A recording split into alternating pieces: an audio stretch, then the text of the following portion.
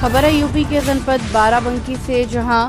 तहसील रामसनेही घाट के सामने स्थित प्रथम तहसीलदार स्वर्गीय हरिशंकर सिंह की स्मृति वाटिका में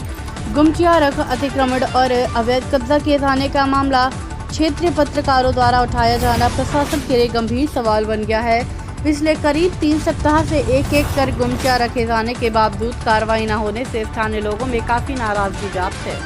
गुरुवार की सुबह उक्त मामले को लेकर क्षेत्रीय पत्रकारों की एक टीम उपजिलाधिकारी रामसनेही घाट ब्रजेंद्र उपाध्याय से मुलाकात की और स्मृति वाटिका में लगातार बढ़ रही गुमटियों और पूर्व में दिए गए निर्देशों के बावजूद कार्रवाई न होने से अवगत कराते हुए स्मृति वाटिका से अतिक्रमण और अवैध कब्जा हटाए जाने का मुद्दा उठाया, जिस पर एसडीएम ने क्षेत्रीय पत्रकारों को आश्वासन देते हुए भरोसा दिलाया कि शुक्रवार को नगर पंचायत रामसनेही घाट के अधिशासी अधिकारी को बुलाकर समस्या का निस्तारण कराया जाएगा और कार्रवाई सुनिश्चित की जाएगी। बाराबंकी से संवाददाता साहबुद्दीन सिद्दीकी की खास खबर।